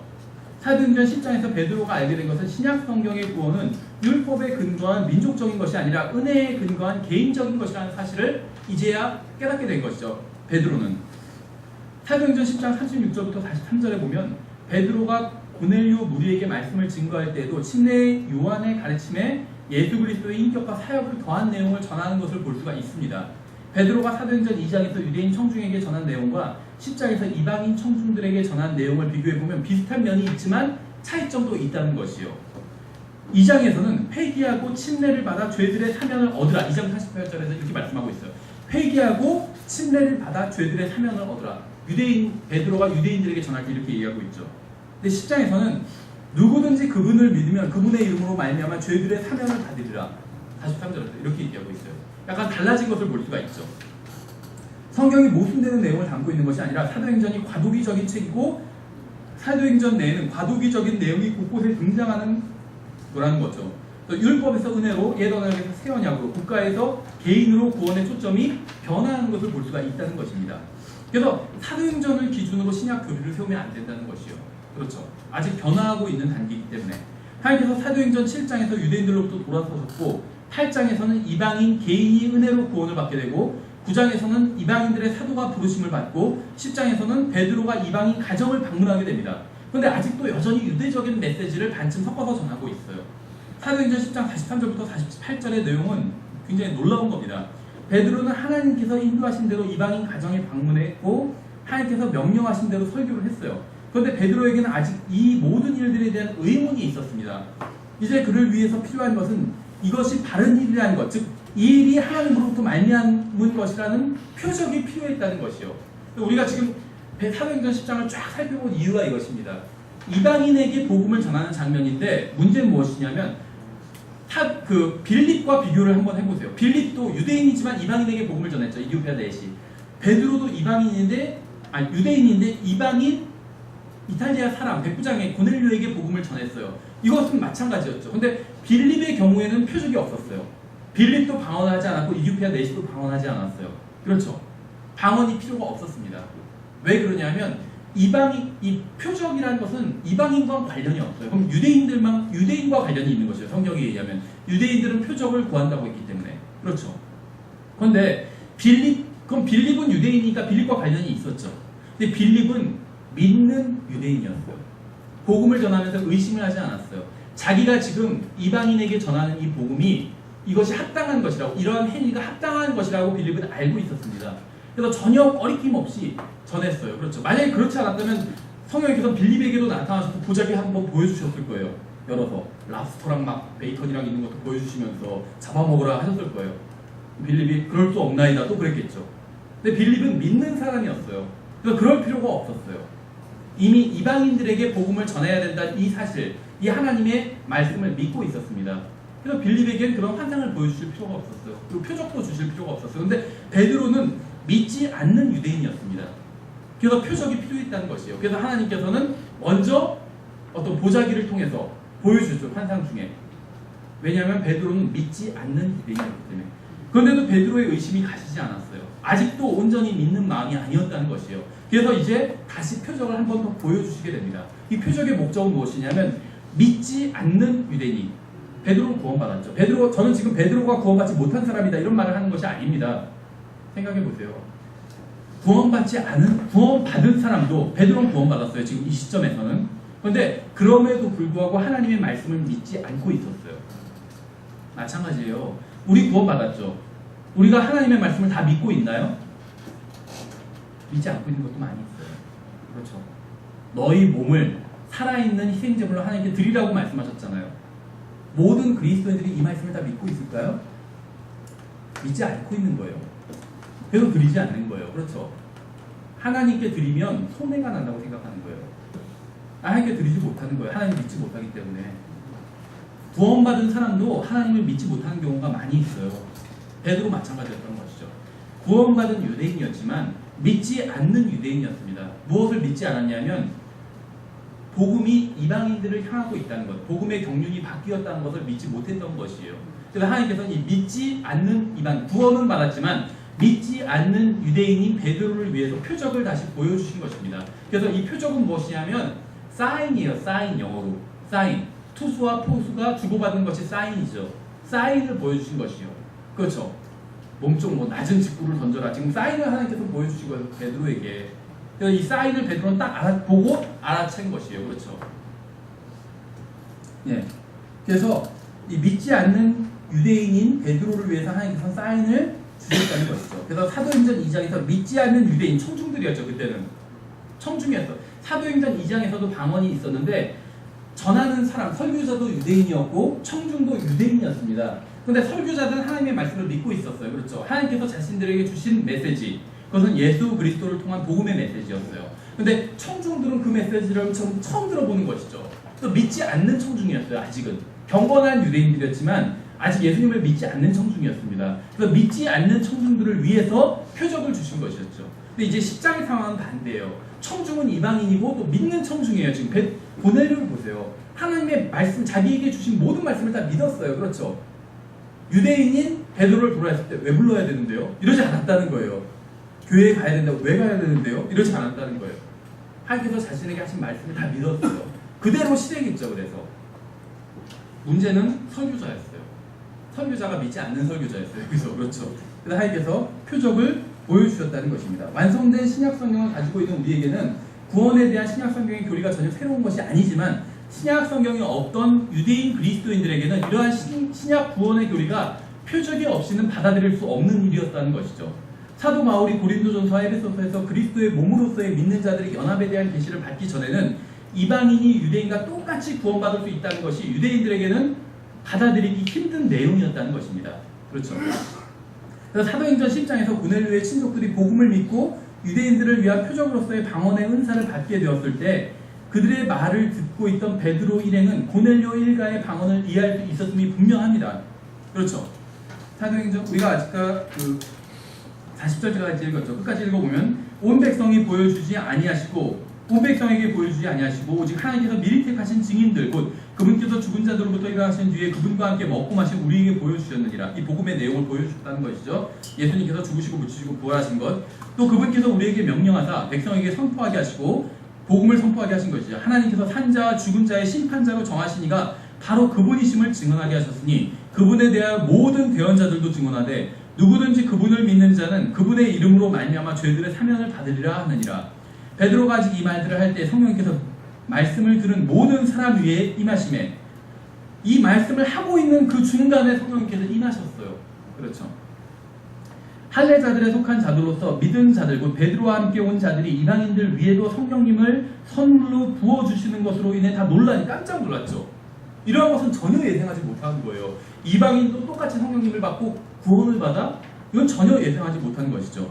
이는 이방인들이 타언어들로 말하며 방언을 말한 것이죠. 하나님을 크게 높이는 것을 그들이 들었기 때문이라. 이에 베드로가 응답하되 이들이 우리와 마찬가지로 성령님을 받았으니 누가 물을 금하여 이들이 침례를 받지 못하게 하겠느냐 하고 침례를 받아야 구원을 받는다 이렇게 주장하는 자들이 있습니다. 침례를 받아야 성령을 받는다 이렇게 주장하는 사람들이 있어요. 그건 성경에 의하면 거짓 교리입니다. 순서를 잘 보세요. 성령님을 먼저 받죠. 그러니까 침례를 받아요. 성령 침례의 모형이 무엇이냐면 물침례입니다. 그렇죠.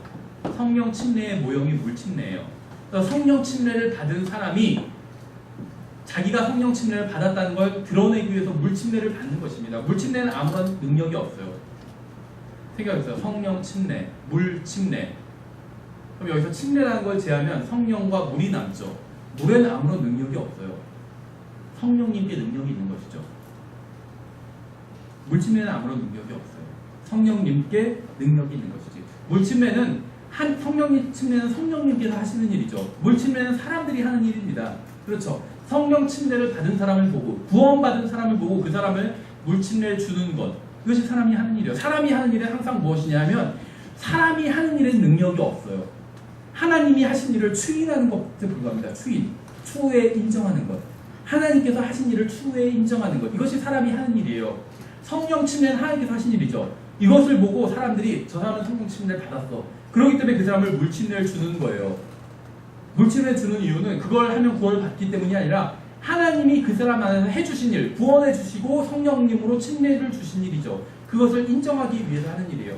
안수도 마찬가지예요. 안수. 사람들이 안수를 하죠. 사람들이 안수를 하면 갑자기 능력이 생기나요? 전혀 아니에요. 사람의 손에는 능력이 없어요.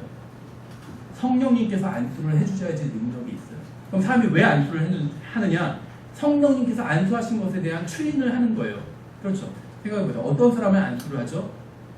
예를 들면 누군가를 목사로 안수를 해요.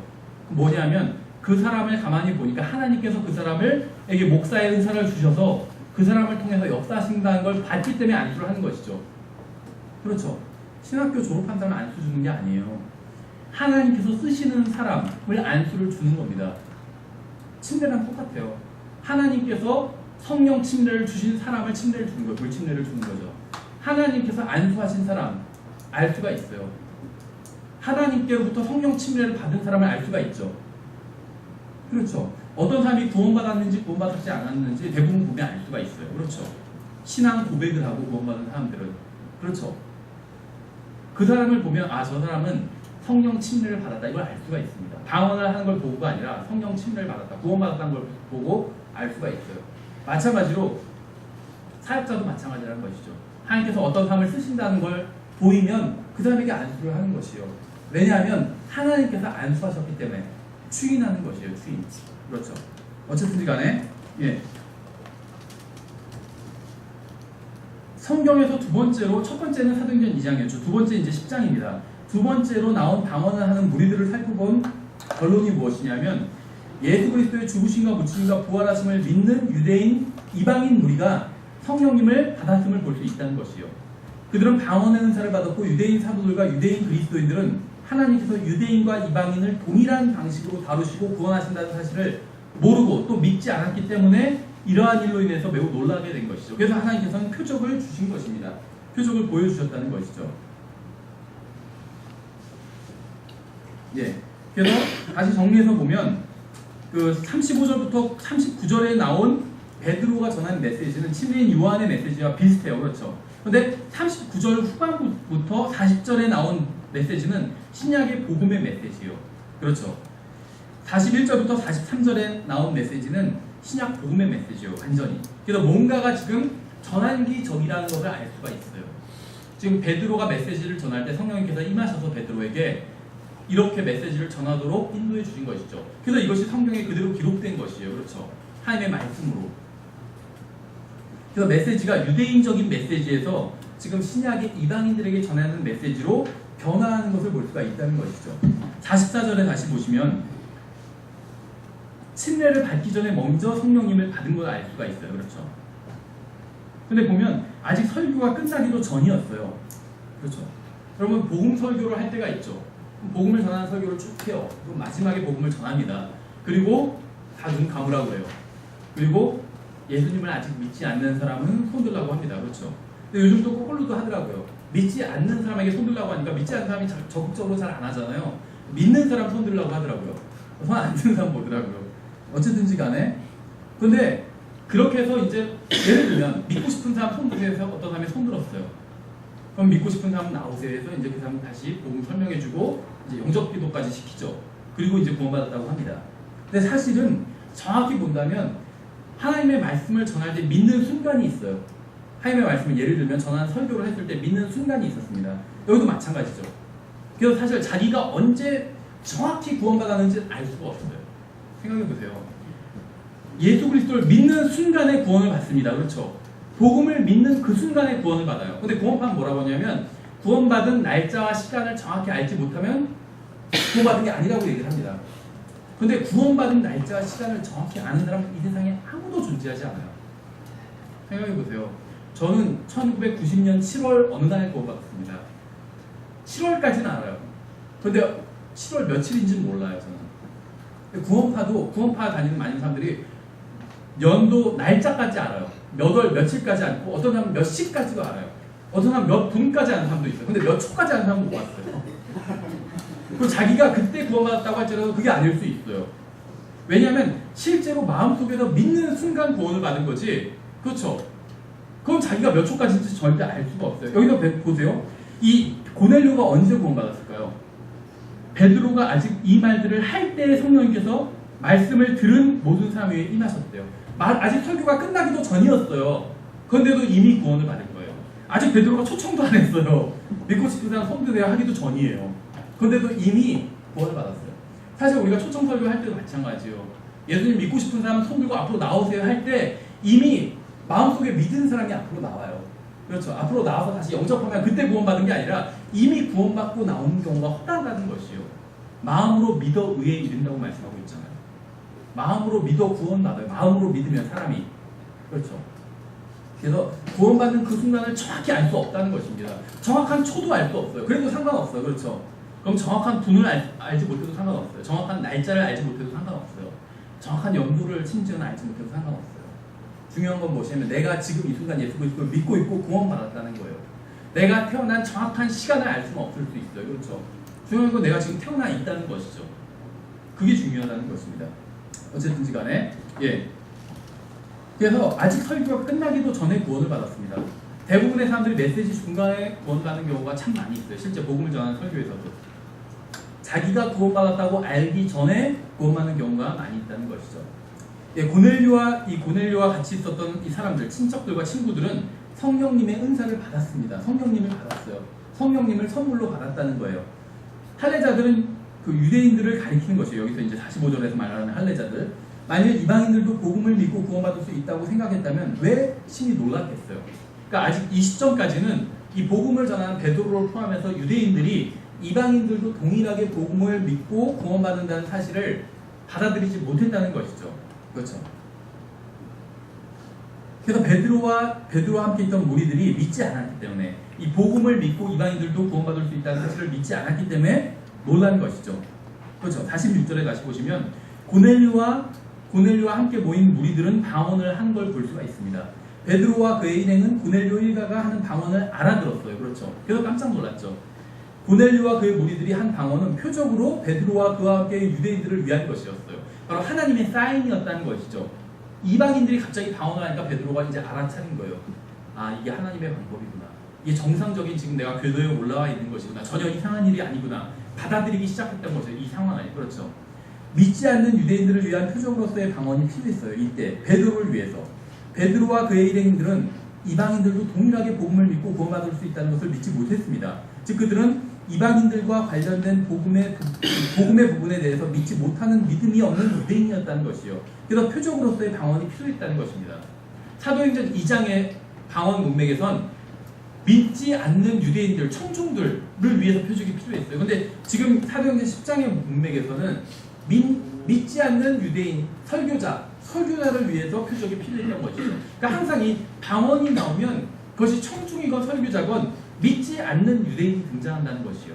그래서 믿지 않는 유대인을 믿게 하기 위해서 하나님께서 표적으로, 사인으로 방언을 주셨다는 것이죠.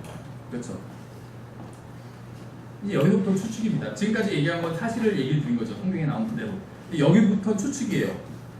이제 이방인들이 방언으로 무엇인가 히브리어로 했겠죠, 얘기를. 그러니까 베드로가 이걸 듣고 깜짝 놀랐겠죠. 방언을 했는데 아마도 히브리어였을 것이에요. 그렇죠. 유대인들의 언어. 이방인들이 유대인들의 언어를 하니까 깜짝 놀랐겠죠. 그런데 무슨 말을 했을까요? 무슨 말? 모르겠어요. 로마서 10장 10절에 있는 주 예수 그리스도를 시인하는 말을 했을 수도 있겠죠. 예수 그리스도가 주시라는 말을 히브리어로 했을 수도 있겠죠. 그래서 깜짝 놀랐을 수도 있겠죠. 베드로가. 아니면은 15절 얘기를 하셨을 수도 있어요. 하나님께서 깨끗하게 하신 것을 네가 더럽다 하지 말라. 이걸 유대인 히브리어로 했을 수도 있겠죠. 베드로가 깜짝 놀랐겠죠. 저거 하나님께서 내가 안 믿을 때 하셨던 말씀인데. 그렇죠. 그래서 베드로의 의심이 싹 사라졌을 수 있겠죠. 여기서. 하나님께서 이방인들도 구원하십니다. 그렇게. 47절에 보면 고넬료이라는 방언을 받기 전에 성령님을 받았습니다. 그렇죠. 그들은 침례를 받기 전에 성령님을 받았어요. 이 순서가 굉장히 중요합니다. 그들은 어떤 교회나 단체에 가입하기 전에 성령님을 받았습니다. 그렇죠. 은사주의자들 아니면 로마 카톨릭이 이런 주장을 합니다. 예를 들면 방언을 받은 것이 성령님을 받은 것이다. 그래서 어떤 은사주의자는 이런 얘기를 해요. 사람이 믿을 때 구원을 받고 성령님은 언제 받냐면 방언을 받을 때 성령님을 받은 것이다. 그래서 구원받은 것과 성령님을 받은 것을 분리해서 얘기하는 사람이 있어요. 성경에 의하면 그것은 사실이 아니라는 것이요. 구원받은 사람은 성령 침례를 받은 것입니다. 성령님 안으로 들어갔고 성령님은 그 사람 안으로 들어가신 것이요. 그렇죠. 성령 침례를 받은 것이요. 구원받은 사람은. 그래서 구원과 성령 침례가 별개의 일이 아니라는 것이요. 우리 성령 침례라는 소칙적인 거 보시면 자세히 나와 있습니다. 그리고 또 침례를 받아야 아니면 교회에서 예를 들면 교회에서 행하는 어떤 일을 해야 이 사람이 성령을 받는다 이런 주장을 하는 사람이 있어. 무슨 말이냐면 지금 무엇이 중요하냐면 구원받는 것, 구원받았다는 말과 정확히 같은 의미가 무엇이냐면 성령을 받았다는 것이에요. 구원받았으면서 성령을 받지 않을 수는 없습니다. 구원받은 사람은 성령님을 받은 사람이에요. 성령님을 받은 사람은 구원을 받은 사람입니다. 이거가 똑같은 말이 무엇이냐면 또 믿는다는 것이요. 믿은 사람은 구원을 받았어요. 그렇죠? 믿은 사람은 성령님을 받았습니다. 믿었는데 성령님을 안 받을 수는 없어요. 그렇죠? 근데 어떤 사람들은, 의사주의자들은 믿었지만 아직 성령님을 받지 못한 사람도 있다. 이렇게 주장을 합니다. 아니면 어떤 사람은 침례를 받기 전에는 구원받지 못한 것이다. 이런 주장을 하는 사람들도 있어요. 예를 들면 로마 카톨릭이 그런 주장을 하죠. 로마 카톨릭이. 유아세를 왜 줘요? 구원하기 위해서 주는 것이요. 유아세례를. 그럼 유아세례를 받지 못하면 인펜 베티즘이죠. 유아세례를 받지 못하면 성령님을 받지 못한 것이라고 주장합니다. 근데 성령에 의하면 반대죠. 성령님을 받은 사람이 침례를 받습니다. 이 순서가 굉장히 중요하다는 것이요. 또 이런 주장을 하는 사람이 있죠. 자기네 교회에 밖에는 구원이 없다. 근데 여기 보세요. 아직 이 고넬료는 어느 교회도 등록하지 않았어요. 그렇죠? 베드로는 예루살렘 교회 소속이었지만 고넬료는 아직 예루살렘 교회 소속이 아니에요. 예루살렘으로 이사가지도 않았고 이탈리아에 살고 있잖아요. 근데 이탈리아에는 아직 교회가 없죠. 고넬료는 어느 교회 소속도 아니에요. 그래서 자기네 교회 회원이 되어야지만 구원받을 수 있다. 이런 주장도 거짓이라는 거죠. 그렇죠? 고넬료는 어느 단체, 어느 교회에도 가입하지 않았지만 성령님을 받았습니다. 구원받았다는 거예요. 그렇죠?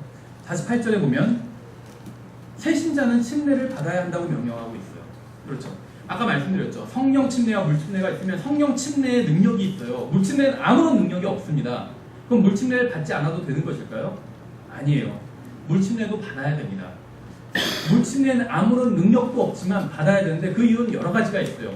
가장 큰 이유는 침례를 받으라고 명령하셨잖아요. 또 침례를 주라고 명령하셨죠. 마태복음에서는. 또 침례를 받으라고 명령하셨어요. 그래서 그 명령에 순종하기 위해서 침례를 받는 것입니다. 그것이 아무런 능력이 없다 할지라도 명령에 순종하기 위해서 하나님의 말씀에 순종하기 위해서 침례를 받는 것이요. 하나님의 말씀에 어떤 이득이 떨어져야지 우리가 순종하는 것이 아니라는 것입니다. 아무런 이득이 없어도 순종해야 돼요. 하나님의 말씀이라면. 침례를 받음으로 나에게는 아무런 이득이 없지만 침례를 받으라고 명령하셨기 때문에 침례를 받는 것이요. 그래서 중요한 것이요. 그렇죠. 하나님의 명령이기 때문에 중요한 것입니다. 침례를 받을 때 아무런 일도 일어나지 않아요. 물침례를 받을 때. 그래도 하나님의 명령이기 때문에 그건 해야 되는 것이요. 그래서 저는 물침례는 아무런 능력도 없다고 말씀드렸죠. 그럼에도 불구하고 물침례는 중요해요. 왜 중요하냐면 하나님께서 말씀하셨기 때문에. 그거 하나만으로 중요한 것이요. 그리고 이제 물침례의 의미가 무엇이냐면 그건 물침례에 아무런 의미도 없는 것이냐? 그건 아니고 물침례는 바로 내가 예수님을 믿는다는 것을 간증하는 것입니다. 예수님과 함께 묻혔고 다시 부활할 것이다. 예수님이 나의 죄값을 나를 대속하시기 위해서 나의 죄값을 치르시기 위해서 십자가에 달려 죽으셨고 묻히셨고 부활하셨다. 이걸 나도 믿는다고 고백하는 것입니다. 물침례는. 그래서 물침례가 중요한 의미가 있다는 것이죠. 그렇게 보면 세례가 왜 잘못됐는지 알 수가 있겠죠. 세례는 뿌리는 것이잖아요. 그렇죠? 묻히지 않았어요. 예수님이 그렇죠. 사람을 죽으면 땅에 묻지 그걸 그냥 뿌리기만 하진 않죠. 살아있는 사람한테. 세례는 잘못됐다는 것이죠. 그렇죠? 어쨌든 간에 성경에서는 새신자가 방언을 받아야 한다든지 아니면 구원받은 사람이 다시 성령을 받아야 된다고 그런 말씀을 하신 적이 없어요. 새신자는 구원받은 사람이에요. 성령님을 받은 사람입니다. 그럼 이 사람이 해야 될 것은 가장 먼저 해야 될 것이 침례를 받아야 된다는 것이요. 그렇죠. 그래서 이 사람들이 구원받자마자 성령님을 받자마자 한 일이 무엇이냐면 침례를 받은 일이에요. 그렇죠. 그래서 침례는 가능하면 구원받자마자 바로 받는 것이 좋다는 것을 알 수가 있겠죠. 왜냐하면 구원받자마자 자기가 믿는 사람이라는 것을 공개적으로 시인하는 일이 필요하다는 것입니다. 그렇죠. 그러니까 이 신뢰는 나의 신앙을 공개적으로 시인하는 일이라는 것이죠. 예. 그래서 우리가 10장을 살펴봤습니다. 11장도 우리가 지금 시간이 좀 갔지만 살펴보도록 하겠습니다. 11장 좀 간단하게 11장에 보시면 1절에 유대에 있던 사도들과 형제들이 이방인들도 하나님의 말씀을 받았다는 것을 들었더라. 베드로가 예루살렘에 올라갔을 때 할례자들에 속한 자들이 그와 다투며, 그러니까 지금 이제 11장의 내용은 무엇이냐면 10장에 있었던 일을 리뷰하는 내용입니다. 이방인이 복음을 믿고 구원받을 수 있다는 사실을 받아들이지 못한 것은 베드로뿐만이 아니었어요. 다른 유대인 그리스도인들도 이러한 사실을 받아들이지 못했습니다. 하나님의 경륜이 바뀐 것을 믿지 못했던 것이죠. 그래서 믿지 못한 유대인들을 위해서 표적으로 방언이 필요했던 것이요. 그래서 베드로가 이제 이런 간증을 하죠. 이 사람들에게 내가 괜히 침례를 준 것이 아니라 하나님께서 사인을 보내주셨다. 바로 방언. 사인을 주셨기 때문에 내가 그 사인을 알아들었다. 그러니까 이 베드로의 간증을 듣던 유대인들도 나중에는 다 동의를 하게 되죠. 아, 하나님의 사인이 있었다면 그건 맞는 일이다. 이렇게 동의를 한 것이죠. 3절에 이르되 내가 할례 받지 않은 사람들에게 들어가 그들과 함께 먹었도다 하거늘. 베드로가는 요파에서 자기에게 일어났던 일을 이제 설명하고 있죠. 4절에 베드로가 그들에게 그 일을 처음부터 되풀이해서 말하고 차근차근 풀어 설명하여 이르되, 그래서 13절까지 보면 쭉 있었던 일을, 10장에서 있었던 일을 이제 반복하는 것입니다. 14절에 그가 내게 말씀들을 전하리니 그 말씀들로 너와 내 온 집이 구원을 받으리라 하였음을 알리니라. 그래서 이제 자기가 있었던 일을 쭉 얘기하고 있는 것이요. 그래서 이방인들이 구원받은 것은 방언과 관련 있는 것이 아니라는 것이죠. 그들은 말씀을 듣고 구원받은 것입니다. 구원과 방언은 전혀 관련이 없어요. 베드로가 지금 리뷰한 것을 보세요. 우리가 시간이 없어서 읽지는 않았지만 쭉 지금 리뷰를 하면서 4절부터 13절까지 리뷰를 하고 14절에서 그가 내게 말씀을 전하리니 그 말씀들로 너와 내 온 집이 구원을 받으라. 말씀으로 구원을 받는다고 분명히 말씀하고 있어요. 성경에서. 방언을 받았기 때문에 구원받은 것이 아니에요. 복음의 말씀을 믿었기 때문에, 예수 그리스도를 믿었기 때문에, 복음의 말씀을 믿었기 때문에 구원받은 것이죠. 방언과 구원은 전혀 관련이 없습니다. 방언은 표적이에요. 믿지 않는 유대인들에게 사인으로 주시기 위한 표적이지 구원과는 전혀 관련이 없어요. 고넬료 일가가 구원받은 것은 방언을 받았기 때문이 아니라 말씀을 믿었기 때문이에요. 여기서 분명히 14절에서 말씀하고 있잖아요. 말씀을 믿었기 때문에 구원받았다고. 그렇죠. 15절부터 내가 말을 시작할 때 성령님께서 그들 위에 임하시되 마치 처음에 우리에게 임하신 것 같이 하시더라. 그때 내가 주의 말씀들 곧 그분께서 이르시기를 참으로 요한은 물로 침례를 주었을 때 너희는 성령님으로 침례를 받으리라 하신 것을 기억하였노라. 그런즉 하나님께서 주 예수 그리스도를 믿은 우리에게 주신 것과 같은 선물을 그들에게도 주셨으니 내가 무엇이기에 하나님을 거룩할 수 있겠느냐 하니라. 그들이 이것들을 듣고는 잠잠하고 하나님의 사인을 알아차린 것이죠. 하나님께 영광을 돌리며 이르되 그러면 하나님께서 이방인들에게도 생명에 이르는 회개를 주셨도다 하니라. 그러니까 생명에 이르는 회개는 지금 8장부터 시작됐어요. 이웃비야 4시부터. 그런데 이 사인을 알아들은 것은 이제 유대인들이 11장에 와서야 유대인들은 알아듣게 된 것이죠. 정리하면 베드로와 구원받은 유대인들은 이제서야 하나님의 경륜이 바뀐 것을 알고 믿게 되었습니다. 하나님의 경륜은 먼저 바뀌었죠. 근데 베드로와 이방 유대인들이 이때 알게 되었다는 것이요. 그들은 예수 그리스도를 믿는 믿음으로 이방인들도 구원받는다는 사실을 이제서야 10장과 11장에 와서야 믿게 된 것이죠. 받아들인 거죠. 이제서야. 그들이 이것들을 믿을 수 있었던 것은 표적으로서의 방언을 보았기 때문입니다. 성령님이 임하는 걸 어떻게 볼 수 있어요? 그렇죠. 방언이 표적이에요. 자기들도 성령님이 임하고 나서 방언을 했죠. 유대인들이. 그래서 이제는 누가 방언을 하면 아, 그 사람들도 성령님이 임했다. 이걸 알 수가 있는 거예요. 그렇죠. 그래서 여기서 이방인들이 방언을 하는 것을 보고 바로 알아차린 거예요. 아, 이 사람들도 우리가 사도행전 2장에서 했던 것과 동일한 경험을 지금 하고 있구나. 성령님이 임했구나. 이걸 알 수 있었다는 것이죠. 그렇죠. 그래서 이방인들도 복음을 믿고 구원받게 된다. 이 사실을 알 수 있게 된 것은 표적으로서의 방언을 보았기 때문이라는 것이죠. 만약에 고넬료가 방언을 하지 못한 채 자신이 말씀을 믿고 구원받았다고 했다면 베드로는 고넬료의 구원을 인정하지 못했을 것입니다. 우리는 지금 방언으로 내 신앙 고백을 하지 않죠. 내가 어떻게 믿게 됐는지 간증을 통해서 신앙 고백을 합니다. 그러면 여러분들 다 받아들여요. 근데 베드로는 유대인이었기 때문에 이걸 받아들일 수가 없었어요. 그래서 베드로를 위해서 방언의 선물을 고넬료와 이방인들에게 주셨다는 것이죠. 그래서 하나님께서는 새로운 경륜이 열렸다는 것을 방언이라는 사인, 표적으로 유대인들에게 알려주신 것이에요. 그래서 유대인들이 여기서 이제 인정하잖아요. 그러면 하나님께서 이제는 이방인들도 동일하게 믿음으로 구원하시는구나. 이렇게 인정을 하고 있다는 거예요. 그러니까 동일하게 자기들처럼 예수님을 믿는 사람은 구원하시는구나. 이걸 이제 인정하게 되는 것이죠. 표적이 필요했던 사람은 베드로와 예루살렘에 있던 교회였지 고넬료가 아니었습니다. 고넬료에겐 전혀 표적이 필요하지 않았어요.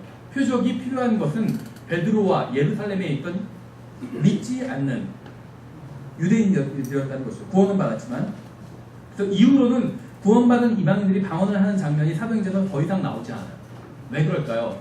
이미 사도들이 다 알게 됐어요. 구원이 유대인들에게만 해당되는 것이 아니라 이방인들에게도 해당되는 것이구나. 이것을 표적으로 이미 알게 됐어요. 그렇죠. 그래서 이 다음부터는 이방인들도 동일하게 예수님을 믿어도 더 이상 방언을 하지 않아도 사도들이 받아들일 수 있게 되었다는 것입니다. 왜냐하면 사도행전 10장의 사건으로 인해서 그렇다는 것이죠. 유대인들이 이미 하나님의 쌓인 표적을 보았기 때문에 더 이상 표적이 필요하지 않았다는 것이에요. 믿지 않는 유대인들은 표적을 보고 믿는 유대인들이 되었으므로 더 이상 표적이 필요하지 않게 된 것이죠. 표적은 믿지 않는 유대인들을 위한 것이기 때문에 그런 것이죠. 그래서 이후로는 베드로, 야고보 등 유대인들은 더 이상 표적을 요구하지 않는 것을 볼 수가 있습니다. 이것이 바로 성경을 문맥을 따라서 살펴본 것이요. 성경에서 방언이라는 것이 나왔다고 해서 그것만 가지고 은사주의자들이 하는 방언을 정당화할 수는 없다는 것입니다. 문맥을 고려하지 않으면 이상한 교리에 빠지게 돼요. 은사주의자들은 자신들의 방언을 정당화하기 위해서 사도행전 2장의 앞부분만 이용하고 문맥은 전혀 고려하지 않아요. 또 방언에 대한 한두 구절만 취하고 그 다음에는 성경으로 설명하는 것이 아니라 왜 그런 방언이 필요했는지 문맥을 살펴보는 것이 아니라 자신들의 경험과 어떤 체험을 통해서 방언을 설명하려고 한다는 것이죠. 사도행전 10장에서 나오는 방언을 공부하려면 고넬료의 집이 아닌 욥바의 시몬의 집에서부터 시작이 되어야 돼요. 왜 방언이 필요했는지, 믿지 않는 베드로를 위해서 방언이 필요했던 것이죠. 문맥을 따라가면 항상 올바른 결론에 도달할 수가 있습니다. 사도행전 10장에서 믿지 않는 유대인들은 표적을 구했고 찾았습니다. 그래서 이후로는 다시는 표적을 구하지 않았고 또 그런 일이 다시 반복되지도 않았어요. 사도행전 2장의 오순절 사건도 이례적이었고 10장의 고넬료 집에서 있었던 일도 이례적이었다는 것이요. 그렇죠. 그래서 사도행전에서 이외에 이제 19장에 나오는 방언은 2장의 상황과 비슷합니다. 그래서 사도행전에 나오는 방언의 문맥들을 보면 이것은 믿지 않는 유대인들 때문에 이런 것이 필요했다는 것을 알 수가 있어요. 그럼 이제 남은 것은 고린도전서에 나온 방언이죠. 이방인들의 교회였는데 방언이 등장하고 있죠. 그것에 대해서는 다음 시간에, 다음 주 쉬고 그 다음 주에 수업하죠. 그 다음 시간에 고린도전서도 우리가 12장, 13장, 14장 문맥을 다 찾아보면서 방언이 왜 지금 우리 교회와 상관이 없는지를 확인해 보도록 하겠습니다. 예, 수고하셨습니다.